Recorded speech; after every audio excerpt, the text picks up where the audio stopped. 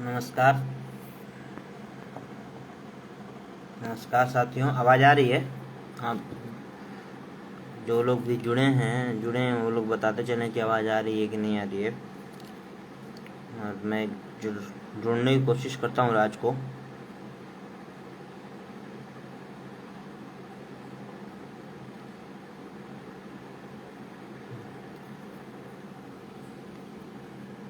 आवाज़ आ रही है? आप लोग ये भी बताते चलें, आवाज़ आ रही है क्या?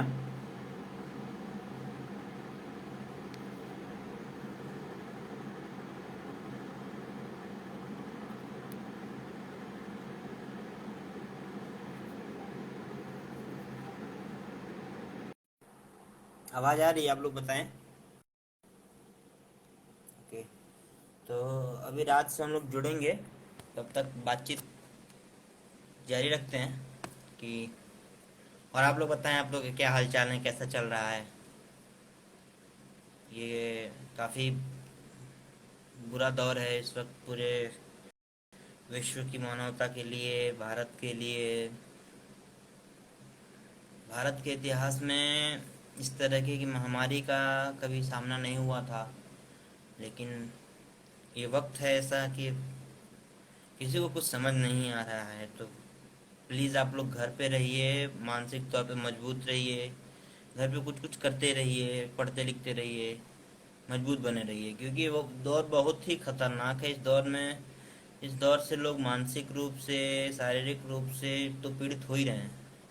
जो क्षति हो रही है उसकी पूर्ति नहीं हो रही है। पता नहीं है कि आज जिस दोस्त से हम बात कर रहे हैं कल वो रहेगा कि नहीं रहेगा। तो इसलिए सब लोग सारे अपने दोस्ती मित्रों से बात करते रहिए, लगातार बात करते रहिए और उनसे जुड़े रहिए और लगातार बातचीत करते रहिए, संपर्क में रहिए। कोशिश कीजिए कि जो पुराने रिश्ते हैं, जो इस वक्त जो टूट जिनसे कम बात होती है, जिससे आप नहीं करना चाह रहे थे, उनसे भी बात कीजिए, ताकि जो लोग गिले शिकवे हैं वो दूर हों, ताकि बात बने। गिले शिकवों को दूर कीजिए, लोगों से बात कीजिए, जो पुरानी गलतियां उनको सुधारने की कोशिश कीजिए। जिससे झगड़ा हो गया हो, मैंने भी 10 साल पहले जिससे झगड़ा हुआ था उससे इस बीच बात की मैंने। 10 साल से मैंने उससे बात की नहीं की थी। 10 साल, आई थिंक 7-8 साल हो गए थे। 9th के बाद मैंने उससे बात नहीं की थी, उससे फिर मैंने इधर बीच बात की है। तो आप लोग भी जो अच्छे दोस्त हैं, जो पहले अच्छे दोस्त हुआ करते थे, जिनको आप लोगों ने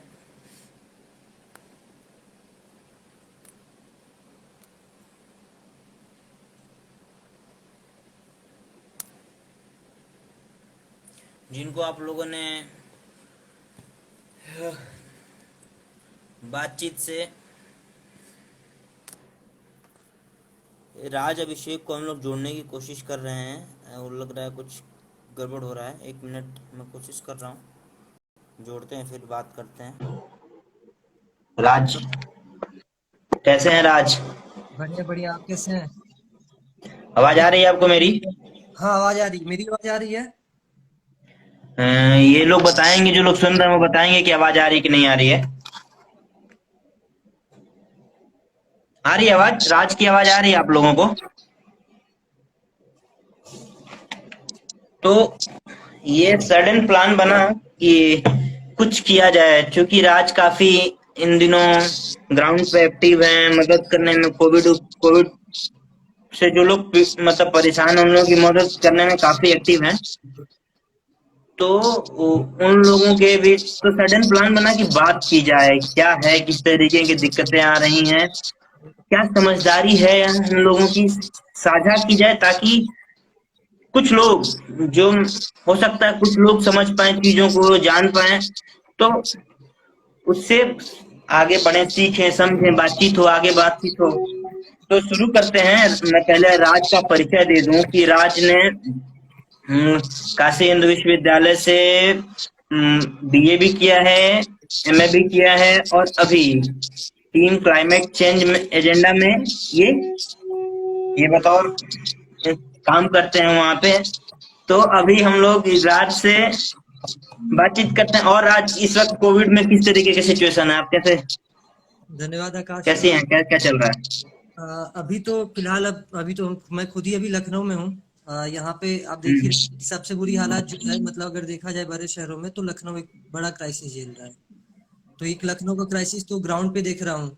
उसके साथ साथ एक हम लोग अभी एक मुहिम चला रहे हैं किसान सत्याग्रह के बैनर से, कोविड हेल्पलाइन, जिसके तहत हम लोग अभी 16 राज्यों में काम कर पा रहे हैं। तो वहाँ के लोकल ग्राउंड वॉलेंटियर से भी हमारी मतलब लगातार हम संपर्क में हैं, और कई रिक्वेस्ट भी हमारे पास आ रहे हैं उस जगह, उन सारे राज्यों से।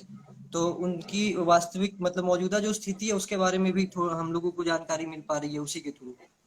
तो ये दो है कि एक हम लोग अभी यहाँ ग्राउंड पे लखनऊ देख रहे हैं, मैं देख पा रहा हूँ, और बाकी जुड़ा हुआ हूँ अभी इन 16 राज्यों में वॉलंटियर्स के थ्रू ग्राउंड पे।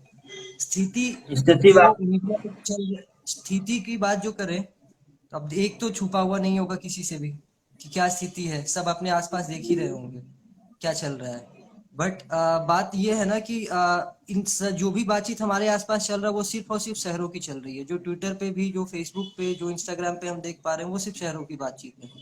गांव की बातचीत अभी भी कहीं पे नहीं है। मतलब वहाँ क्या कंडीशन है, क्या स्थिति है, क्या रिसोर्सेस अवेलेबल, इसकी कोई बातचीत नहीं हो पा रही है। वही सोच कि ये विषय भी हमने चुना था कि कोरोना काल में गांव क्यों पीछे छूटते जा रहे हैं। बातचीत का विषय भी इसीलिए चुना गया था क्योंकि जहां तक हमारी समझदारी है कि सोशल मीडिया का कहीं ना कहीं जो डिजिटलाइजेशन के जिस लाभान्वित तबका है, जिसने लाभ लिया है, जिसने सोशल मीडिया से को जाना है, वो मध्यम मध्यम वर्ग है, जो मतलब ये समझता है कि जिनके पास मोबाइल है, तकनीकी की सुविधा उपयोग करने के संसाधन हैं। लेकिन अभी भी एक बड़ा तबका है गाँव में जो रहता है वो छूटा हुआ है। जैसे मध्य प्रदेश में मैं पिछले महीने डिंडौरी जिले में था, तो वहाँ कई गाँवों में नेटवर्क ही नहीं है।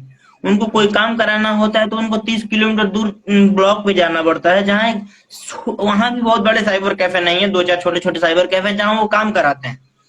तो ये सवाल है कि उन लोगों के लिए कैसे ये सब संभव, वो किससे मदद मांगे।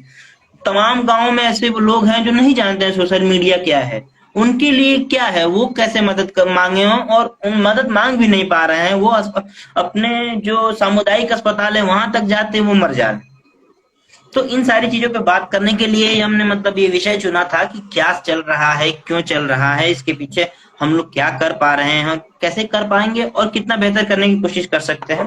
तो राज ये बताइए कि जो आप लोग मदद कर रहे हैं किसान सत्याग्रह के तहत और जो और भी माध्यमों से, तो उसमें क्या क्या कैसे आप लोग मदद कर रहे हैं, क्या कर रहे हैं, क्या मतलब देखिए, कैसे। इसको हम लोगों ने डिसेंट्रलाइज मॉडल पे ये काम करना शुरू किया है। हम लोगों ने हर राज्य के लिए, जो राज्य अभी हम देख रहे हैं 16 राज्य, उन हर राज्यों के लिए हमारे पास दो दो एक हेल्पलाइन नंबर है। हर राज्यों में वहाँ दो कोऑर्डिनेटर्स हैं, जो स्टेट कोऑर्डिनेटर्स, जो हेल्पलाइन के थ्रू वो जुड़े हुए हैं। रिक्वेस्ट उनके पास आती है, एक तो कॉल के थ्रू आता है, जो दोनों नंबर है उस पर कॉल के थ्रू आता है।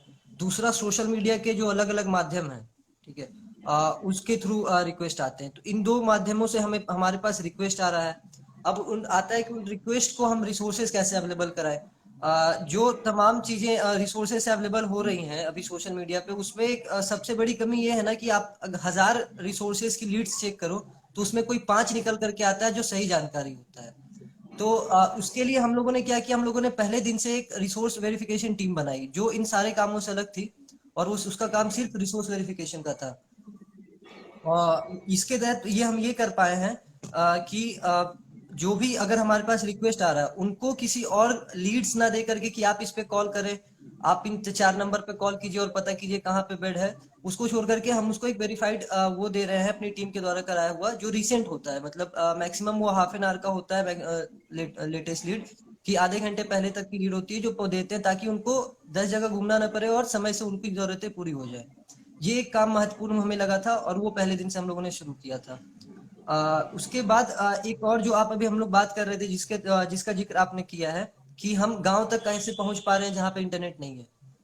तो उसके लिए हम लोगों ने एक नया तरीका अपनाया है। वो है कि हम छोटे जिलों को मार्क कर रहे हैं, मतलब जो पिछड़े जिले हैं हर राज्यों के, और वहाँ के लोकल अथॉरिटीज का कॉल करना, उनसे वहाँ की डिटेल्स पूछना कि उनके पास क्या है, कितना रिसोर्सेस अवेलेबल है, कितना ऑक्सीजन बेड है उनके जिले में, कितने ऑक्सीजन की क्या सप्लाई है, रेमडेसिविर की क्या स्थिति है। तो ये सारी डिटेल्स उनसे, ये कुछ 5-6 सवाल हम लोगों ने तैयार किए जो उन सारे लोकल अथॉरिटीज को कॉल करके, डीएम को, एसएसपी को, सीएमओ को, विधायक, सांसद, इन सारे लोगों को कॉल करके एक जानकारी लेते हैं। उसके बाद हम वहां पे क्या कर रहे हैं कि फोन नंबर्स जो है हमारा ना, वहां पे हम सोशल मीडिया का माध्यम तो एकदम नहीं है कि हम कर पाए, तो लोकल फोन नंबर्स हम वहाँ के लोकल व्हाट्सएप ग्रुप्स में जुड़ रहे हैं। उनके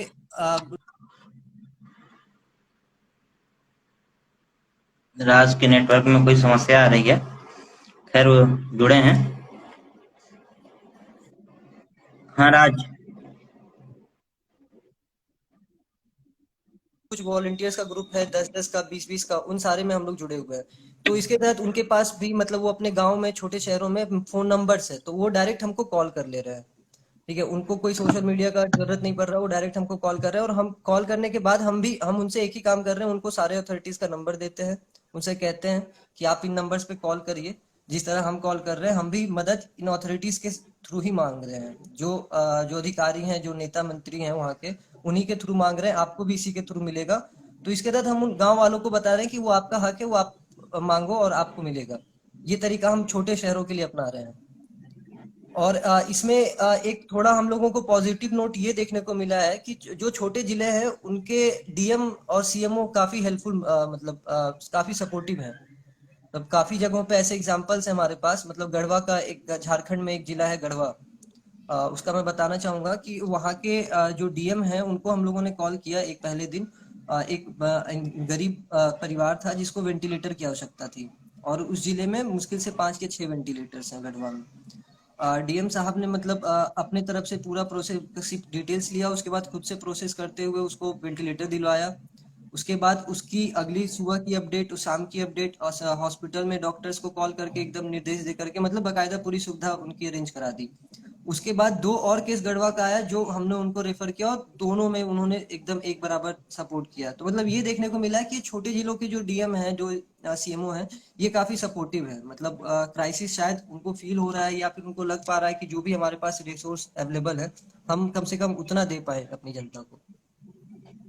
जैसे मैंने मेरा भी अनुभव रहा है कि जब मैं खुद बलिया का हूँ, बहुत छोटा सा जिला है यूपी का, पूर्वांचल का। तो वहाँ हमारे एक मित्र थे दुर्गेश, उनके पिताजी को ऑक्सीजन सिलेंडर की आवश्यकता थी। तो मैंने जब बात किया तो विधायकों और मंत्रियों से तो कोई उम्मीद लगाना मेरे लिए बेमानी था। मेरे जिले के 2 मंत्री हैं, जो सदर से ही एक विधायक हैं।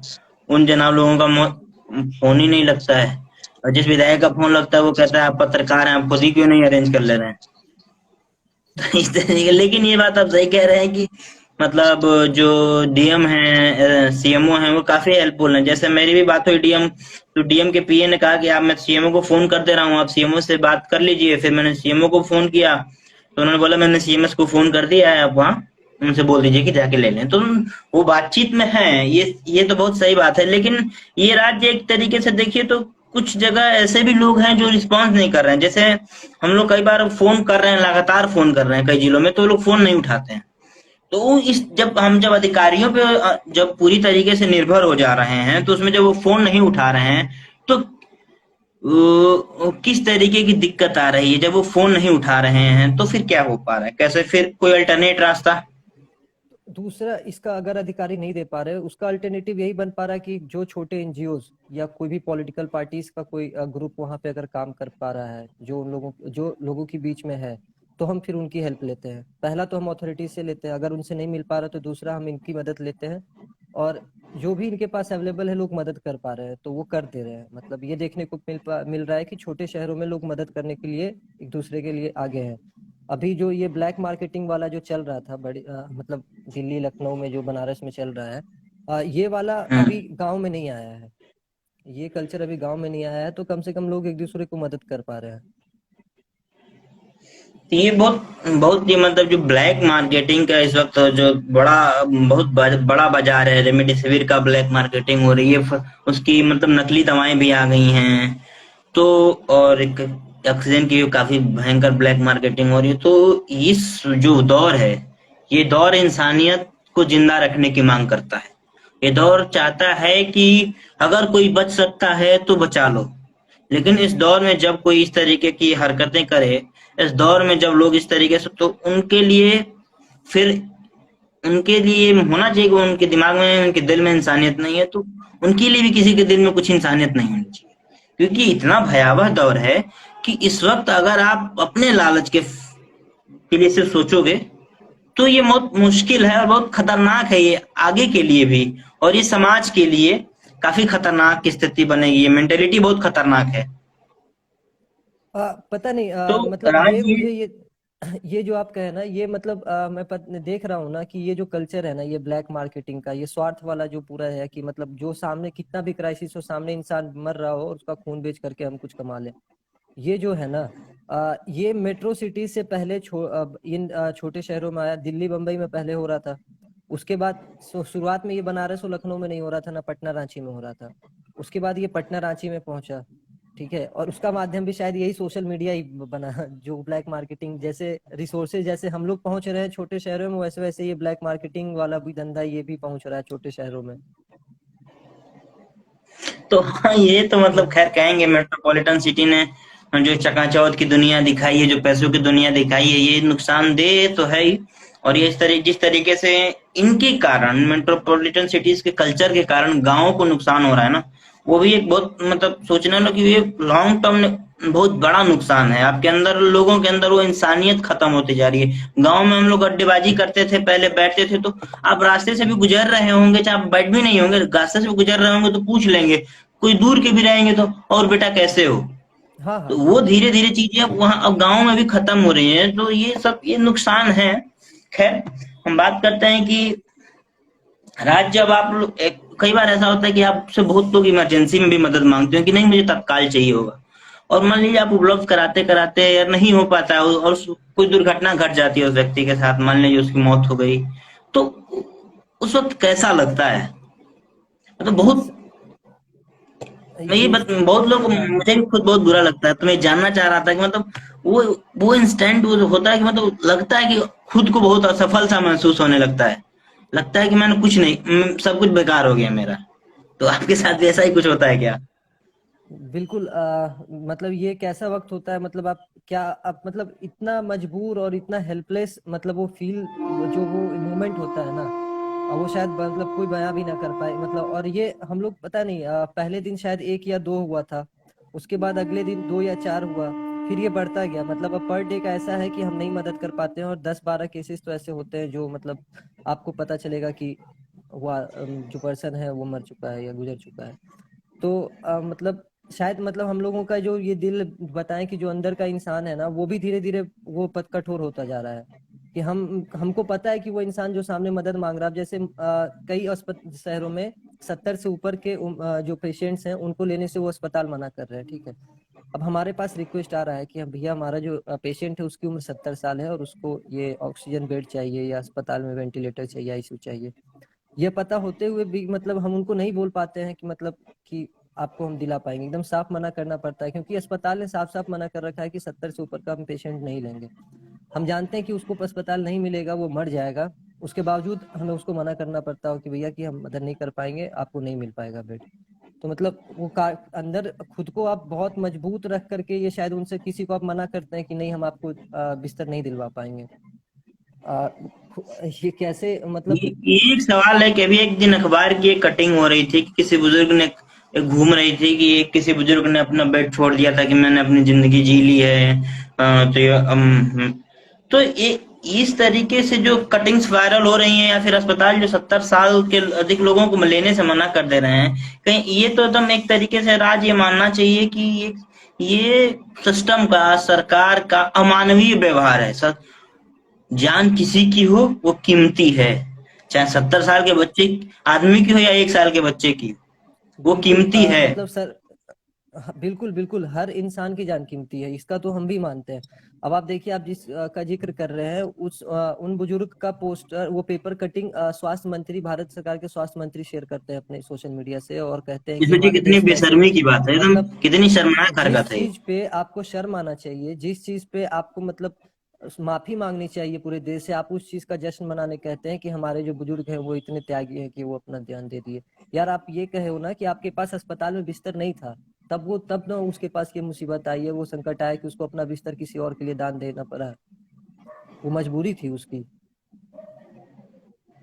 और उसमें भी बहुत सारे एंगल्स आ रहे हैं कि वो खबरें झूठी थी, वो हाँ प्रोपेगेट की गई थी, तो अलग विषय है। लेकिन बिल्कुल। अगर कोई इस तरीके की खबरें शेयर करके दिखाना चाह रहा है कि बहुत महानता का काम है, तो नहीं, सॉरी, आप बेवकूफ हो। जीवन किसी का भी हो, कीमती है। किसी के जीवन से खिलवाड़ करने का हक किसी को नहीं है। और भारत के स्वास्थ्य मंत्री की ये हरकत तो एकदम बेशर्मी वाली हरकत है। इसमें तो कोई दो राय वो नहीं होना वाकई चाहिए बहुत मेरे ख्याल शर्मनाक से। है। बिल्कुल बिल्कुल, वो एकदम अच्छा, वाकई बहुत जैसे शर्मनाक है। राज हम बात कर रहे हैं, हम लोग गाँव की तरफ लौटते हैं, तो ये बात कर रहे थे कि जैसे गाँव में भी अभी बहुत सारी चीजें हैं। जैसे कोरोना के कारण लोगों में बहुत डर है, वो टेस्ट भी नहीं करा रहे हैं और बिना टेस्ट के ही उनके सिम्टम्स हैं, वो मर रहे हैं। और जो डेथ उसमें, और जैसे मैं अभी एक दोस्त से बात कर रहा था, तो बता रहा था कि चाईबासा जो है एरिया है, वो डेंगू मलेरिया चिकनगुनिया का वैसे भी सेंटर रहा है। वो हमेशा से गढ़ रहा था, वहां बहुत सारी चीजें, वो लोग डेंगू मलेरिया चिकनगुनिया से हर साल मरते हैं।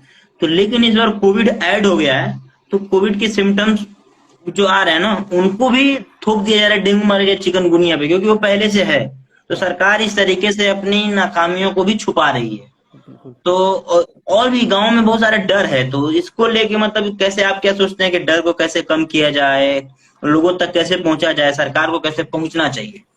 देखिए, मतलब ये डर तो मतलब वाकई मतलब गांव में है लोगों को कि कोविड बहुत ज्यादा फैल गया, पर जो इस पूरे दूसरे नया स्ट्रेन जो आया है, इसका दो मेजर सिम्टम जो है वो है एक टाइफाइड और एक निमोनिया, जो अधिकतर केसेस में आ रहा है। टाइफाइड और निमोनिया के सिम्टम्स हैं पूरे। तो गांव में अभी मैं अपने आपको अपने गांव की एक एग्जांपल देता हूँ। मेरा गांव मोकामा में के बगल में ही औटा एक गांव है। अभी हिंदुस्तान ने अभी 22-23 अप्रैल के लगभग उस पर एक खबर की थी कि 2 दिनों में औटा गांव में 54 लोग मर गए हैं, 2 दिनों में। और उनको टाइफाइड और डायरिया की ही शिकायत थी और उसी से मरे हैं। और वहाँ के बीडीओ का कहना था, ब्लॉक डेवलपमेंट ऑफिसर का, कि इनमें से कोई भी कोविड से नहीं मरा है। मतलब मैं ये एक न्यूज कटिंग पढ़ा, मैं घर पे फोन किया, मम्मी मेरी खुद शिक्षा विभाग में है, तो मतलब उनको थोड़ा बहुत आइडिया रहता है कि क्या है। तो मैं उनको फोन किया, मम्मी को पूछा कि क्या है स्थिति, क्यों नहीं कोविड टेस्टिंग हो रहा है क्या। पता चला कि कोविड टेस्टिंग तो पिछले मतलब 4-5 महीने से हुआ ही नहीं है टेस्टिंग। ठीक है, टेस्टिंग कराने के लिए आपको अनुमंडल जाना पड़ेगा 35 किलोमीटर दूर, बाढ़। और मतलब वहाँ पे एक भी टेस्टिंग सेंटर नहीं है। और इतने 54 लोग 2 दिनों में मरते हैं, और वीडियो कहता है कि यहाँ पे कोविड से एक भी लोग नहीं मरे हैं, उनको नॉर्मल दूसरी बीमारियां थी। तो मतलब ये तो एक चीज है ये कि कई दूसरे जगह लोग। केसेस आ रहे हैं। जैसे हाँ झारखंड में मैं अपने दोस्त से बात कर रहा था, तो बता रहा था कि 100 से अधिक लोग मर गए हैं। और इवन 2 महीने में 400 से ऊपर लोग मरे हैं कि एक एक पंच ब्लॉक्स में। लेकिन डेथ रिकॉर्ड हो रही है 35-40। बाकी लोगों को डेंगू मलेरिया इन्हीं सब पे निपटा रहे हैं ये लोग। हाँ, एक्चुअली तो ये नियम जो एक तरीके का। ये जो डेथ कोविड का डेथ काउंट करने का जो नियम सरकार ने लागू किया हुआ है, स्वास्थ्य मंत्रालय ने, वो उस पे हम लोगों को एक ध्यान देने की जरूरत है कि इसका जो नियम है, जो हम लोग पिछली बार भी कोविड के दौरान जो पहला वेव था उस दौरान भी नोटिस किए थे और इस बार भी नोटिस कर रहे हैं कि जो पेशेंट पॉजिटिव आ चुका है, जिसकी रिपोर्ट पॉजिटिव आ चुकी है और जिसका एडमिशन अस्पताल में हो गया है, ठीक है, उसी की मौत होने पे उसको ये लोग कोविड पॉजिटिव डेथ में काउंट कर रहे हैं। उसके अलावा अगर आप अस्पताल पहुंचे हुए हैं, आपका पॉजिटिव रिपोर्ट नहीं है और आप मर जा रहे हो, कोविड में नहीं काउंट होंगे। आपका कोविड पॉजिटिव रिपोर्ट भी, आप घर पे हैं मर जा रहे हैं, तो वो भी कोविड में काउंट नहीं होगा। तो एक बड़ी संख्या, आप अस्पताल में कितने ही लोग पहुंच रहे हैं, तो बहुत कम संख्या है जो अस्पताल पहुंच रही है, ये एकदम काफी सीरियस केस में लोग भयावह है, ये अस्पताल मेरे पहुंच लिए रहे भी हैं। काफी डरावना, क्योंकि मैं भी खुद कोविड पॉजिटिव हूँ और घर पे ही होम आइसोलेशन में हूँ। हाँ तो नहीं, आप स्वस्थ हो जाए जल्दी। पर ये मतलब ये कोविड डेथ काउंट करने का जो इनका तरीका है, वो पिछले मतलब शुरुआत से यही रहा है और शायद अभी भी यही है। इसी वजह से डेथ काउंट काफी कम होता है। और जो संख्या है, एक तो ऐसे ही छुपा रहे हैं ये लोग, जो ओरिजिनल भी डेथ काउंट आ रहा है उसको भी छुपा रहे हैं ये लोग। उसके अलावा जो काउंट करने का इनका जो क्राइटेरिया है, वही इतना ज्यादा मतलब वो है, जिससे ये लोग पूरा काउंट मतलब इंक्लूड ही नहीं कर पा रहे हैं कि कितना डेथ हो पा रहा है। तो बाकी बुखार से आप मर जा रहे हो, सांस फूलने से मर जा रहे हो, ये सारी चीजें कभी नहीं काउंट हो पा रही है। इसी वजह से ये संख्या और क्या गाँव में उलट ये उलट के स्थिति बढ़ बहुत रहा है। ज्यादा है। गाँव में लोगों को तो टेस्टिंग नहीं हो रही है, तो ऐसे भी नहीं हो रहा है। और गाँव में भयावह, और गाँव में एक एक दिन में हर दिन 5-7 10-10 लोग मर रहे हैं इसमें, और कोई पूछने वाला नहीं है। कोई कोई अधिकारी नहीं ना, कोई मीडिया का प्रेशर नहीं है अधिकारी के पास कि वो अपने स्वास्थ्य विभाग मतलब ये होता है गांव में जो अस्पताल होते हैं छोटे वाले, जो डिस्पेंसरी खोले होते हैं सरकारी वाले, उसमें कोई अकाउंटेबिलिटी नाम की तो चीज है नहीं। वैक्सीनेशन का इन लोगों को अभी ड्यूटी दिया हुआ है, तो वैक्सीनेशन ये महीने में 2 बार कैंप लगा रहे हैं और करा रहे हैं। ठीक है, उसके अलावा अस्पताल में कोई नहीं। आप जाइएगा, आपके बीमार पड़ रहा है, आपको लगा बैठा रहे हैं, वो पानी चढ़ा दे रहे हैं, ड्रिप चढ़ा दे रहे हैं, बस यही काम है। ना कोई टेस्टिंग है, ना कोविड को लेकर के कोई प्रोटोकॉल है किसी भी गांव में अस्पतालों में, ना डिस्पेंसरी में, ना कोई इसको लेकर के जागरूकता को लेकर के सरकार कुछ कर रही है। यूपी में तो आपने देखा कि पूरा गांव ही सिर्फ पंचायत चुनाव पे फोकस था। पूरा गांव पंचायत चुनाव मैं में वही था और कहने वाला हाँ था कि हाँ यूपी में तो पंचायत चुनाव है, तो जो ग्राम प्रधान है वो खुद सीरियसली नहीं ले रहे हैं कोविड को। हाँ। हर जगह ग्राम प्रधानी का चुनाव है भाई, वोट आ गया और आज जश्न भी मना रहे हैं जीतने का। भाई गांव में हाँ हर रोज 10-10 लोग मर रहे हैं, किस बात का जश्न मना रहे हैं लोग। तो यही है ना कि इनको अकाउंटेबल ठहराने, उनकी अकाउंटेबिलिटी सेट करने के लिए कोई वहां पे है नहीं। कोई गांव में जाकर के कोई मीडिया वाला तो पूछ नहीं रहा है प्रधान जी से कि प्रधान जी क्या हुआ, आपके गांव में इतनी बीमारी बढ़ पा रही है और आप यहाँ जश्न मना रहे हैं, कोई पूछने वाला है नहीं। तो जब कोई आपके ऊपर कोई ये ऐसा कंट्रोल मतलब चेक करने वाला ना रहे, तो आप तो फिर खुला शेर हो जाते हैं, जो मन में आया वही। यूपी में यही हो रहा है, आने और वाले गांव समय की में जो बिहार में स्वास्थ्य होगा। व्यवस्थाएं रही हमेशा से, चाहे सामुदायिक अस्पताल रहे हों चाहे प्राथमिक अस्पताल रहे, वहां हमेशा से गाय भैंसे बैठा करती थी। बिल्कुल। कोई व्यवस्था रही नहीं हो, चाहे यूपी की हालत हो, बिहार की हालत हो, झारखंड की हालत हो। हम सब गांवों के सामुदायिक अस्पतालों बिल्कुल। से तो वाकिफ ही हैं कि हाँ। वहाँ गाय भैंस बंधती हैं और वहाँ वो सुबह शाम गोबर उठा के लोग वहीं गोबर पाथते भी हैं, हम्म। वो उपले उठा के कर। हाँ। तो इस वक्त जो जहाँ सामुदायिक स्वास्थ्य केंद्रों की जरूरत थी, जहाँ लोगों, तो वहाँ इस तरीके की स्वास्थ्य व्यवस्था का ना होना भी किस तरीके से गांव वालों के लिए नुकसानदेह हो गया है, तो इसको आप थोड़ा सा एक्सप्लेन कीजिए। देखिए, एक तो हमारे पास ऐसा नहीं है कि स्ट्रक्चर मौजूद नहीं था। मतलब एक सरकार हाथ खड़ा कर देती है कि हमें, हमारे पास गांव गांव तक पहुंचने के लिए स्ट्रक्चर नहीं है। तो ये बात तो झूठ है कि हमारे पास स्ट्रक्चर नहीं है। हर गांव में एक सामुदायिक अस्पताल तो कम से कम है, आंगनबाड़ी केंद्र है, हर गांव में है। सरकार अगर चाहे तो बकायदा जितनी कमी है मेडिकल स्टाफ्स की, अगर उसको पूरी कर दे, तो हर गांव में, हर आंगनबाड़ी केंद्र में वो कम से कम एक बिस्तर तो ऑक्सीजन बेड का लगा ही सकती है। हर आंगनबाड़ी केंद्र में एक ऑक्सीजन बेड, और सामुदायिक वाले में 5 से 10 ऑक्सीजन बेड की व्यवस्था सरकार कर सकती है। इतना ये आराम से कर सकते हैं। बट इस बात को कम्प्लीटली डिनाई कर देना कि हमारे पास स्ट्रक्चर नहीं है, ये सरकार का मतलब एकदम से वो है कि हम हाथ खड़े कर दे रहे हैं कि हम नहीं कर पाएंगे, बहाने। तो एक हमारे पास स्ट्रक्चर मौजूद है जिसको मतलब हम बार बार इस बात को कहते भी हैं, और हमारे मतलब एक बार हम लोगों ने ज्ञापन भी मतलब बनारस के तौर पे दिया था, तो उसमें हम लोगों ने इस बात का जिक्र भी किया था कि जो छोटे अस्पताल है सरकारी, जो सामुदायिक अस्पताल है, जो डिस्पेंसरीज हैं, उसके अलावा जो कई जगह ऐसे हैं जहाँ पे ट्रस्ट के द्वारा चलाए हुए अस्पताल से, जो अभी ऐसे ही बंद पड़े हुए हैं, जहाँ पे कुछ नहीं हो रहा है, ना इलाज हो रहा है ना कुछ हो रहा है, तो वो ऐसे ही बंद पड़ा है। उनके पास पूरा स्ट्रक्चर मौजूद है। गांव में भी आप कई जगह देख रहे हो कि धर्मशाला कई जगह बने रहते हैं, ठीक है। तो आपके पास स्पेस है। सरकार को अभी इस वक्त यही करना चाहिए कि मेडिकल स्टाफ को जो कमी है, उसको देखते हुए जो अभी ट्रेनी मान लीजिए नर्स हैं, एक टेम्परेरी तौर पे आप उनको बैकअप के तौर पे लेकर के इस काम को आगे बढ़ा सकते हैं, ताकि मतलब, क्योंकि अभी तक जो केस आ रहे हैं ये बिल्कुल शहर के डेटा है, जिसके आधार पे हम 4 लाख और 4.5 लाख केस देख रहे हैं। ये गांव में पहुंचने के बाद ये डेटा कहाँ जाएगा, इसका अनुमान भी हम नहीं लगा सकते हैं, ठीक है। तो उस गांव स्थिति का से, डेटा तो कलेक्ट ही नहीं हो रहा है ना। वही वही मैं कह रहा हूँ कि उसकी स्थिति का अनुमान भी हम नहीं लगा सकते कि कितना होगा, 25 होगा, 50 होगा, उसका कोई अनुमान नहीं है। तो इससे बच मतलब इसके लिए सरकार अभी से अगर भी तैयार नहीं, मतलब एक तो काफी लेट हो चुका है, फिर भी अगर अभी भी अगर चेत करके, इस बात से चेत करके सरकार अभी अगर सामुदायिक अस्पतालों की स्थिति मजबूत नहीं करती है, आंगनबाड़ी केंद्रों में कोविड को लेकर के जो मेडिसिन है, जो शुरुआती लक्षण दिखते हैं, आशा क्योंकि बहुओं का हाँ उपयोग किस तरीके से करना चाहिए। मैं अभी एक बात बता रहा हूँ कि झारखंड में या और कई भी जगहों पे, मतलब जितनी बात हो पा रही है लोगों से, आशा बहुओं के साथ इतनी बुरी स्थिति है कि एक तो ढंग के पैसे नहीं मिलते हैं, दूसरी चीज उनको ढंग की किट नहीं मिलती है। वो उनको टेस्टिंग किट दी जाती है और उनके खुद के लिए कोई व्यवस्था नहीं है।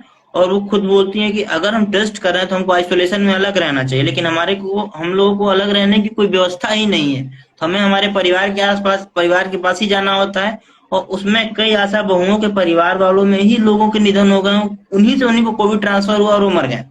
हाँ, ये काफी केसेस आए हैं। मतलब ये और ये जो बहुत खतरनाक है। मतलब उनके लिए तो कोई सुरक्षा नहीं है ना। मतलब फ्रंटलाइन हेल्थ वर्कर के लिए बस मतलब हमारी सरकार ताली बजवा सकती है, थाली बजवा सकती है, यही कर सकती है। फ्रंटलाइन वर्कर के लिए और कुछ किया नहीं गया है। मतलब फ्रंटलाइन वर्कर में वो आशा आशा बहु भी तो है, आशा जितनी, और इतना लोड है। मतलब मुझे लगता है कि पूरे हेल्थ स्ट्रक्चर में, जो हेल्थ सिस्टम का स्ट्रक्चर है पूरे देश में, इसमें सबसे ज्यादा वर्क लोड अगर फिजिकल किसी के पास है तो वो आशा के पास है, जो गांव में। मतलब अभी लास्ट पिछले साल सितंबर और अगस्त में, मतलब मैं चित्रकूट और बनारस के जिलों में काम कर रहा था स्वास्थ्य विभाग के एक प्रोजेक्ट पे। और उस पे हम लोगों को आशा बहुओं के साथ ही काम करना था। उस दौरान ही मतलब मैंने नोटिस किया कि उनके पास कम से कम 18 से 19 काम हर महीने रहता है, जिसको उनको करना ही होता है, टास्क होता है, उनको करना ही है, कर करके देना है। ठीक है। और हम लोग जो काम कर रहे थे वो टीकाकरण इस फलेरिया की दवाइयों पे काम कर रहे थे कि फलेरिया की दवाइयाँ वो कितना बांट पा रहे हैं। फिर पता चला कि उनकी मजबूरी है कि वो दवा नहीं बांटने जा पा रही है, क्योंकि इतना ज्यादा उनके पास अलग अलग काम है। तो जो मेन काम है उनका कि मतलब घर घर जाकर के दवा पहुंचाना था, वो काम नहीं कि मतलब दूसरे को देखभाल करना था। जो मतलब कहीं अगर बच्चा होने किसी डिलीवरी केस है कहीं किसी घर में, किसी जगह कुछ घर में प्रॉब्लम हुआ है हेल्थ का, तो उसको थोड़ा सा एडवाइस करना या थोड़ा देखना, ये सारा काम छोड़ करके उनको कागजी कार्रवाई में और इधर इधर करने में सब जगह ट्रेनिंग में वर्कशॉप, पहली तो ट्रेनिंग कोविड और ने बहुत वर्कशॉप, कुछ ट्रेनिंग और कोविड ने बहुत वर्कशॉप। कुछ नुकसान किया है शिक्षकों को। ये लोग पंचायत चुनाव में लगाए और 700 500 से अधिक शिक्षक यूपी में चले भी गए, उनकी मौत हो गई, उनकी कोई सुनवाई नहीं है। उन आशा बहुओं के परिवार वालों की कोई सुनवाई कोई नहीं है, सुनवाई उनको नहीं है, कोई मुआवजा भी नहीं मिलने वाला है। कुछ नहीं जैसे है। आज ही मेरी एक आशा बहू से बात हो रही थी जिसके पति गुजर गए हैं, उनके 2 बच्चे हैं, तो बता रही थी कि मैं अब मेरे लिए सबसे बड़ा चैलेंज है अपने बच्चों को पढ़ाना, क्योंकि अभी उनकी पढ़ाई शुरू हुई है और मुझे अपने घर का खर्च देखते हुए भी इनकी पढ़ाई पूरी चलानी है। और मेरे पास उतने पैसे नहीं है कि मैं इनको, मुझे नहीं लग रहा है कि मैं बहुत ढंग से पढ़ा पाऊंगी। टूटी फूटी जैसे तैसे पढ़ा लूं लेकिन मैं ढंग से नहीं पढ़ा पाऊंगी। तो ये एक बड़ा चैलेंज है कि ये जो कोविड है इसका लॉन्ग टर्म इफेक्ट बहुत खतरनाक होने वाला है। खैर हम बात करते हैं तो एक और बात है, जैसे गांव में पिछले बार जो था प्रवासी मजदूर लौटे थे, उनके लिए सरकार ने थोड़ा सा अनाज का राशन का काफी व्यवस्था किया था। फिर तमाम एनजीओ भी लगे हुए थे अनाज राशन देने में। लेकिन इस वक्त वो हालत नहीं है। इस वक्त के हालात एकदम बदले हुए हैं। इस दौरान प्रवासी मजदूरों को भी उस तरीके से सहायता नहीं मिल पा रही है। और मतलब मैं उस वक्त बुंदेल जब जब लॉकडाउन खत्म हो रहा था, मतलब थोड़ा ढील दी जा रही थी, तो मैं उस वक्त बुंदेलखंड में था। तो उस वक्त जो मजदूर वापस भाग रहे थे बड़े बड़े शहरों की तरफ, उनका सीधा कहना था कि मैं 40,000 50,000 के कर्जे में हूँ, और कर्जा भी 5 रुपया 8 रुपया 10 रुपया सैकड़े का है ब्याज का, तो कैसे दूंगा। तो उनका कर्ज भी अभी पिछला कर्ज उतरा नहीं है और वो वापस आ गए हैं, और उनके लिए इस वक्त कोई सरकार भी वो 4 किलो 5 किलो अनाज से कुछ नहीं होने वाला है। कुछ नहीं। तो इस वक्त की जो कंडीशन है प्रवासी मजदूरों की बहुत ही भयावह है, और उनके ऊपर किसी का ध्यान नहीं है। हाँ, ये प्रवासी मजदूरों वाला तो एक बड़ा तबका जो था वो वापस शहरों में जा चुका था। उस वेव के जब जैसे ही कोरोना के केसेस कम होने शुरू हुए वापस वो चले गए शहरों में। इस बार की बात है कि पिछली बार एक ये था ना कि मतलब लोग थोड़ा मतलब कोरोना का डर था, बट लोग सड़कों पे थे मदद करने के लिए, ज्यादा लोग सड़क पे थे, कुछ खाना बांट रहे थे, कुछ राशन बांट रहे थे, कुछ मतलब उस लोग दौरान भी सड़कों। आप हाँ। बहुत एक्टिव हाँ। थे। हाँ, तो हम लोग सड़क पे जाके मौजूद मतलब मदद कर पा रहे थे लोगों की। इस बार की जो स्थिति है इसमें एक डर लोगों के अंदर है खुद को बचाने की भी। मतलब हमारे साथ ही कितने लोग काम करते हैं, मतलब और हमारा ये ये कोई शिकायत नहीं है किसी से, हर किसी की चिंता रहती है, क्योंकि खुद के थ्रू आप अपने परिवार का भी ख्याल रखते हैं। क्योंकि आप मतलब अगर संक्रमित होकर के आ गए और आपका परिवार साथ में है तो वो खतरा परिवार को ज्यादा है, भले आप कितना भी इम्यूनिटी आपका स्ट्रांग रहे, तो उनका चिंता मतलब वाजिब है। तो लोगों को एक डर है इस बार कि वो घर से निकल नहीं पा रहे हैं। तो बड़े जो संस्थाएं जो हेल्प कर पा रही थी अपने लोगों के द्वारा, वो तो एक संख्या एक सीमित हो चुकी है कि नहीं कर पा रहे हैं। ठीक है। सरकार जो राशन दे रही थी वो कितना देती है और क्या देती है, इसका मतलब वास्तविकता में क्या है सबको पता है, मतलब क्या मिल रहा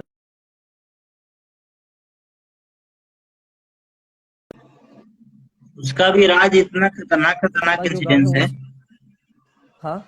उसमें भी वो इतने खतरनाक खतरनाक है। मैं पिछले बार का बता रहा हूँ, मेरे गांव में एक मनोहर करके आदमी है, वो बेचारे मजदूरी है, वो अलग अलग कभी रिक्शा चला लेते हैं, कभी किसी के यहाँ कुछ मजदूरी कर लेते हैं। तो उनकी स्थिति ऐसी थी कि मनोहर के घर में दस सदस्य हैं, और उनको 10 किलो राशन सरकार देती थी महीने का। उन तो उनके लिए सबसे बड़ा चैलेंज है 10 किलो के राशन में, और 10 लोगों का परिवार एक महीने खाना था। अब मनोहर के साथ इतनी बुरी स्थिति हो गई थी कि वो नहीं हो पाता, वो संभव ही नहीं है कि 10 किलो अनाज में दस पॉसिबल ही नहीं है। लोगों का परिवार एक महीने खाए। तो मनोहर अलग अलग काम करने, लॉकडाउन में भी चोरी छिपे मजदूरी करने की कोशिश करते थे, पुलिस से मार भी खाए। एक बार पेड़ पे चढ़े थे किसी राय साहब का कुछ तोड़ने के लिए, वहां से गिरे तो थोड़ा हड्डी हुड्डी भी टूटा था। तो ये बहुत चैलेंज होता है उन प्रवास मजदूरों के लिए कि उनके पास जब कोई ऑप्शन नहीं है तो वो कैसे अपने आप को सरवाइव करें, कैसे रखें, क्योंकि गाँव में जो मतलब इस तरीके की कोई वो एनजीओ भी बहुत ज्यादा नहीं पहुंच पाती हैं, जो, और पूर्वांचल साइड तो बहुत ही हालत खराब है। हम्म। मतलब इस पे तो एक मतलब बहुत अच्छा सुझाव, मतलब काफी लोगों ने इस बात को, सुझाव को माना भी है और मतलब सहमति भी दी है, बट सरकार हमारी मान नहीं रही है कि मतलब हर व्यक्ति के जो भी आपके पास है डेटा, सरकार के पास जो भी डेटा है माइग्रेंट्स का, या फिर हर व्यक्ति जो भी इनके खातों में जुड़े हुए हैं, खातों के थ्रू जुड़े हुए हैं, आप हर किसी का आधार कार्ड और जनधन के थ्रू एक बड़ा नंबर जो है तब का माइग्रेंट्स का वो जुड़ा हुआ है इस उसमें।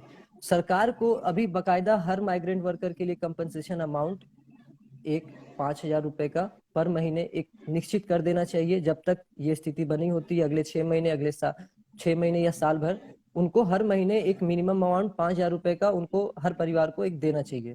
तभी ये स्थिति, इससे एक दूसरा फायदा ये होगा कि मार्केट में भी एक फ्लो ऑफ मनी आएगा। ठीक है, जब उनके पास पैसे आएंगे तो वो मार्केट में खरीदने छोटे दुकानदारों के पास ही जाएंगे। जाहिर ऑब्वियसली तौर वो पर छोटे परचेजिंग पावर दुकानदारों, बढ़ेगी। हाँ, तो मार्केट में फ्लो भी आएगा पैसा का, और लोगों के पास थोड़ा सा काम, मतलब जो मंदा पड़ा हुआ है पूरा धन मार्केट, उसमें एक भी एक तेजी आएगी। छोटे जो दुकानदार हैं, छोटे व्यापारी हैं, इसमें भी इनके पास भी एक थोड़ा सा पैसे का अमाउंट आएगा, तो ये भी अपने व्यापार को थोड़ा रन कर पाएंगे। इसके थ्रू एक पूरा जो मिडिल और लोअर सेक्शन जो है हमारे समाज का, मतलब जो मध्यम वर्ग है और जो निचला वर्ग है, इसके पास अभी सर्वाइवल का कम से कम यही एक उपाय है, और वो भी यही है कि सरकार मदद कर पाएगी तो ये पॉसिबल है। उसके अलावा कोई उपाय मुझे नहीं लग रहा है कि अभी उनके पास है, क्योंकि मिडिल से जो मध्यम वर्गीय है जो परिवार है, उनके भी तो अधिकतर प्राइवेट जॉब्स में है, 90% प्राइवेट जॉब में है, और आधे से ज्यादा लोग नौकरी जा चुकी है, या फिर जो काम कर रहे हैं वो आधे वेतन पे या एक चौथाई वेतन पे भी काम कर रहे हैं। तो सर्वाइवल उनका भी मुश्किल हो चुका है, तो उनको भी इस फाइनेंशियल हेल्प की, एड की उतनी ही जरूरत है जितना एक निचले वर्ग को है। तो मतलब सरकार को अभी इस पूरे वर्ग को बाकायदा एक ये मिनिमम जो अमाउंट है 5,000 रुपए का, ये देना चाहिए। यही मतलब एक मैं देख पा रहा हूँ अभी मोटा मोटी तौर पे कि तत्कालीन अभी इसको पुश करने के लिए काफी मतलब इसेंशियल है। अच्छा, अब कुछ अंतिम के एक दो सवाल लेंगे, फिर अगर इनमें से इन लोग जो देख रहे हैं उनमें से किसी के कोई सवाल है तो आप लोग भी अपने सवाल पूछ सकते हैं। आप लोग टाइप करके सवाल आप लोग अपना भेज सकते हैं, हम अगर संभव हुआ तो जरूर लेंगे सवाल को। राज, ये पूछ रहे हैं कि अगर ये कोविड का ये दौर अगर खिंचते जाएगा, तो और हम अगर इसके गांव के परिदृश्य में इसकी सामाजिक आर्थिक गांव का नुकसान देखें, सामाजिक तौर पे, आर्थिक तौर पे, राजनीतिक तौर पे, तो ये कितना असर डालेगा गांव पे, सामाजिक आर्थिक और राजनीतिक तौर पे कितना असर डालेगा ये कोविड गांव पे और गांवों के आने वाले स्वरूप पे? देखिए, पहले बात करते हैं हम सामाजिक पे। तो गांव का जो सामाजिक स्वरूप है, मतलब सामाजिक स्वरूप आते ही मतलब एक पहला दृश्य मेरे पास जो सामने आता है गांव का, तो यही आता है कि चौकड़ी, मतलब यहाँ 10 लोग बैठ करके हमेशा गप मारते ही रहे। ठीक है, तो गांव का ये स्वरूप तो मतलब ये कोविड खत्म कर दे रहा है। ये तो पहला एक है जो खत्म कर देगा। ठीक, दूसरा आता है कि जो मतलब एक मिलन, जो इस बातचीत के शुरुआती दौर में आप जब कह रहे थे, जो एक मिलनसार वाली स्थिति है कि जाते हुए भी चाचा कोई पूछ देते हैं कि क्या बेटा, क्या कर रहे हो, कैसे हो, ठीक है, पढ़ाई लिखाई कैसा चल रहा है, वो चीजें जो है ना कि आपसी कन्वर्सेशन वाला था। तो कोविड का जो एक डर जो शहरों में दिया है कि आप एक दूसरे से, मतलब वो है ना सोशल डिस्टेंसिंग, तो सोशल डिस्टेंसिंग गांव में सोशल डिस्टेंसिंग का मतलब ही कुछ और हो जा रहा है। मतलब वो दूरियां आते जाएंगे कि नहीं, उससे हमको भी डर है बीमारी का और उससे बच और करके मुझे रहना है। जहां तक लग रहा है ना कि इसमें जो जाति वाला फैक्टर पहले काम करता था, कि जो पहले जो जाति के कारण दूरी बनाए रखते थे, उस बीमारी फैक्टर भी में है, अभी ऐड हो जाएगा कि नहीं नहीं, और कोविड बीमारी भी भी है है। और तुम छोटी जाति को, तो तुम्हारा गंदगी में रहना है तो तुम और दूर रहो हाँ, हमसे। हाँ, हाँ, बिल्कुल। और मतलब इसमें मतलब जो हमारा समाज का निचला तबका है, जो पिछड़ा वर्ग है, उसे मुझे लग रहा है कि और ज्यादा ये दिक्कत हो, क्योंकि उनकी जो संरचना, जो स्थिति है अभी भी जो रह रहे हैं, वो मतलब स्वच्छता के नाम पे वो तो माइनस में है, जीरो भी नहीं माइनस में है उस जगह पे। उनकी क्या स्थिति होने वाली है, और समाज आज जब इस नजर से देख रहा है, अब इस बीमारी आने के बाद पता नहीं वो और नीचे कितना जाएंगे, कितना ज्यादा ढकेले जाएंगे, उसका तो अंदाजा भी नहीं हो सकता कि मतलब उनके साथ क्या व्यवहार हो रहा होगा। मतलब हम इस पूरे बातचीत में कोविड के दौरान जो तमाम बातचीत चल रहा है, इसमें मतलब ये डायमेंशंस तो जो है निचले तबके का, दलितों का, आदिवासियों का, इसको तो मतलब हम दिमाग में भी किसी बातचीत में नहीं आ रहा। हम और आप अगर क्लेम भी करते हैं कि प्रोग्रेसिव है, हम और आप बात भी करते हैं कि हम सब निचले तबके की बात कर रहे हैं, पर हमारी बातचीत में भी अब तक शायद वो आदिवासी वर्ग और वो दलित वर्ग नहीं आ पाया। ये सहमत है आपसे कि हम कभी भी आदिवासी दलित, हम कितना भी कह लें कि हम बात करते हैं, तमाम कोशिशें कर लें, लेकिन हम वो उनकी जो समस्या है, उनका जो दर्द है, वो नहीं ला पा रहे हैं, वो नहीं कर पा रहे हैं। तो हमको ये मतलब बिल्कुल सहमत हैं कि इस बात से कि हम आदिवासियों को, दलितों को छोड़ ही दे रहे हैं। और एक मैं बहुत बड़ा तबका मैं महिलाओं का भी मानूंगा। गांव की जो महिलाएं बिल्कुल हैं वो भी छूट जा रही हैं, क्योंकि उनको तो ऐसे ही बोलने नहीं दिया जाता है। बिल्कुल। तो ये समस्या और बढ़ेगी। ये वो ये जैसे हाँ, एक ये और चीज। सामाजिक समस्या तो है। और अभी जो आर्थिक है, आर्थिक जो है वो तो हम देखने को यही आ रहा है कि जो अभी तक जो खेती किसानी वाला अभी सीजन था कि खेती कट करके अब फसल मार्केट में आने का सीजन आ गया था। हमारे यहाँ बिहार में अभी दलहन का खेती कट करके मार्केट में आने का समय हो गया था। ये कोविड आया है, मार्केट पूरा बंद है। जो पूरा उनके पास स्टॉक है वो घरों में रह गया है, ठीक है। या तो कीड़े अब लगना शुरू हो जाएंगे बरसात आने के बाद, ठीक है, नहीं तो व्यापारी इसको, गांव का जो व्यापारी होता है वो औने पौने दाम में उसको समेटेगा। यही दो उपाय है। तो एक आर्थिक तौर पे एक बहुत बड़ा नुकसान, एक तो पहले ही साल भर का नुकसान है, कोई नौकरी धंधा को सब कुछ चौपट है। उसके बाद ये खेती जो एक बैकअप रहता है सालाना गांव में लोगों के पास, वो भी इस बार बुरी तरीके से टूट गया। और पर अगर मतलब स्थिति नहीं सुधरती है, जो लॉकडाउन की स्थिति बनी रहती है और केसेस ऐसे बढ़ते जा रहे हैं, बरसात आते आते स्थिति और भी बुरी होने वाली है। देखिए, राज्य में तो जो गेहूं की फसलें हैं, जो मतलब थोड़ा सा मोटा अनाज है, जो ज्यादा दिन तक चल हाँ सकता है, उनको बरसात तक हम इंतजार कर लेंगे। लेकिन जो प्याज व्याज की फसलें, जो लहसुन की फसलें, ये उतने दिन तक नहीं टिकेंगी। ये पहले ही नहीं, सड़ना शुरू हो जाएंगी और ये महीने भर के अंदर सड़ सड़ के फेंक दी जाएंगी। तो बिल्कुल उनकी लागत छोड़िए, उनकी लागत नहीं निकलने वाली है, उनका पूरा का पूरा नुकसान है। प्रॉफिट तो छोड़ दीजिए उन किसानों का। तो ये बिल्कुल। स्थिति आर्थिक तौर पे भी और अब इसका राजनीतिक प्रभाव क्या देख रहे हैं? राजनीतिक अगर बात करें कि इसका हम राजनीतिक क्या असर होगा तो। राजनीतिक असर की बात मुझे लगता है कि मतलब आज भी अगर हम देखें गांव की तरफ तो गांव में लोगों की ना जागरूकता जो है ना सर, सवाल करने की, जिसकी मतलब हम लोग बात करें, मतलब जागरूकता की यही देखते हैं कि वो कितना सवाल कर पा रहे हैं अपने अथॉरिटीज से, क्या कर डिमांड अपनी फुलफिल कर पा रहे हैं। तो वो एक जागरूकता तो पहले थोड़ी कमी पहले भी थी। अब ये जो कोविड का जो ये दौर है ये शायद उस चीज को और बढ़ा रहा है। क्योंकि एक हम्म। कम्युनिकेशन गैप है। अब वो निर्भर हो रहे हैं कि प्रधान जी जो है वो हमको सरकारी अस्पताल में एक बिस्तर दिलाएंगे, ठीक है, या प्रधान जी के थ्रू हमको ऑक्सीजन मिलेगा। तो निर्भरता और उनकी अधिकारियों पे और ऐसे मतलब नेताओं पे जो उनका प्रतिनिधि है उसके ऊपर बढ़ रहा है। मुझे लग रहा है कि निर्भरता बढ़ने के साथ साथ ये गैप भी बढ़ रहा है कि वो अब सवाल करना बंद करेंगे। शून्यता जो एक है, शून्यता, राजनीतिक शून्यता की और गांव के लोग और ज्यादा बढ़ते जाएंगे। राज, एक सवाल है, रेनी सिंह ने बोला है, उन्होंने बोला है कि जो लोग ग्राउंड पे काम कर रहे हैं, जो वॉलेंटियर्स हैं जो ग्राउंड पे काम कर रहे हैं, वो लोग अपने को सेफ कैसे रख रहे हैं? वो लोग सेफ रखने के लिए क्या कर रहे हैं? जो हमारे ग्राउंड उन लोग वॉलंटियर्स भी हैं, अपने सवाल पूछ सकते हैं जिनको पूछने हैं। बिल्कुल आकाश, जो हमारे ग्राउंड वॉलंटियर्स हैं उनके लिए हम प्रॉपर जितने भी उनका पीपी, अगर स्थिति के अनुसार अगर उनकी पीपी किट की जरूरत है, फेस शील्ड की जरूरत है, मास्क, सैनिटाइजर, ग्लव्स, इन तमाम चीजों की जो जरूरत होती है, जो एक प्रोटोकॉल कोविड प्रोटोकॉल के तहत सरकार निर्धारण किया, स्वास्थ्य मंत्रालय ने जो निर्धारित किया, इन तमाम चीजों की उपलब्धता हमारे ग्राउंड वॉलंटियर्स के पास है। हम कुछ दोस्त हैं, हमारे कुछ आसपास का सर्कल है जिस जो हम लोग मिलकर के आपस में ये सारी चीजें मोबिलाइज कर पा रहे हैं और अपने साथियों तक पहुंचा पा रहे हैं। और वो पूरी ये प्रोटेक्शन लेकर के कर रहे हैं। जैसे लखनऊ में ही हम जब जा रहे हैं, शमशान जा रहे हैं या फिर अस्पताल के पास जा रहे हैं कुछ स्टोरीज करने के लिए या देखने के लिए, तो हम प्रॉपर गियर्स के साथ ही जा रहे हैं। उसके अलावा मतलब बिना प्रोटेक्शन के हम अब खुद भी अवॉइड कर रहे हैं और अपने साथियों को भी बोल रहे हैं कि आप बिना प्रोटेक्शन की कोई जरूरत नहीं बाहर निकलने की, आप लोगों को जब तक प्रॉपर गियर ना हो तब तक बाहर ना निकले। तो मतलब जैसे हम लोग अभी कुछ दिन पहले ही, 2 4 दिन पहले, पीपी किट पहने एक डॉक्टर की तस्वीर वायरल हुई थी कि वो पूरे पसीने से लथपथ है। तो हाँ ये जो चीजें हैं, ये किस तरह इतनी परेशानी में मानसिक तौर, जो ग्राउंड में काम कर रहा है वो आदमी, उसको मानसिक तौर पे बहुत मजबूत होना पड़ेगा। तो बिल्कुल। उस क्या बातचीत होती है जब आप लोग पीपी किट पहन के बाहर निकलते हो? तो उस वक्त क्या मन में होता है, क्या बातचीत चल रही होती है? आकाश, एक तो ये पहले मतलब खुद में मतलब वो काफी ज्यादा वो रहता है, वो डर, मतलब आप पीपी किट भले ही पहने रहे हैं, आपस में शमशान में जा रहे हैं तो एक डर तो आपके अंदर है कि मतलब वो सामने जो बॉडी चल रही है वो कोविड पॉजिटिव ही बॉडी है और फैलने की पूरी मतलब वो पूरा ये है कि आपको किसी तरीके से वो इन्फेक्ट कर सकता है।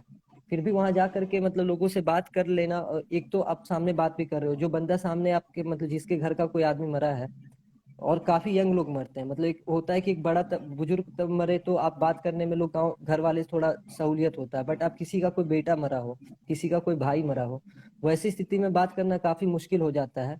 तो मतलब हम कोशिश करते हैं कि उनको एक कंफर्ट जोन देने के बाद ही बातचीत करें, या उनकी मतलब अगर किसी को हेल्प भी करना है, अगर कोई मदद चाहिए, उनको मदद जरूरत है, तो उनको बातचीत करने के लिए हम कोशिश करते हैं कि जो फैमिली हो, फैमिली के साथ एक कोई इंसान हमारा बना रहे, या मतलब कोई कोई जो साथी हो हमारा वो साथ में बना रहे उनको हेल्प करने के लिए ग्राउंड पे।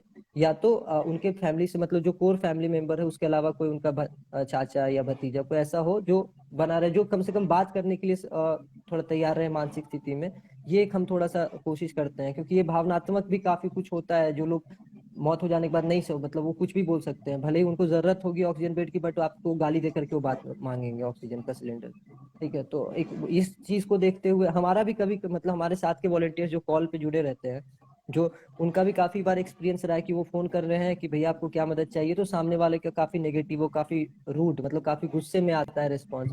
तो ये सब चीजें हम समझ पा रहे हैं, पर ये भी जान रहे हैं कि वो सामने वाले की क्या स्थिति हो सकती है। तो अपनी उस स्थिति को देखते हुए हम उनसे बातचीत करते हैं, उनको एक कंफर्ट जोन प्रोवाइड करते हैं और उनको मदद कर पा रहे हैं।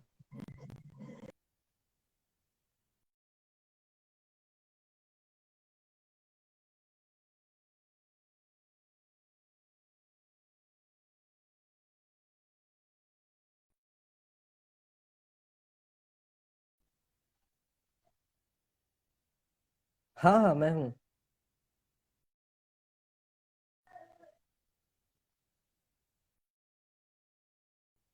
है कि बातचीत को यहीं खत्म किया जाए।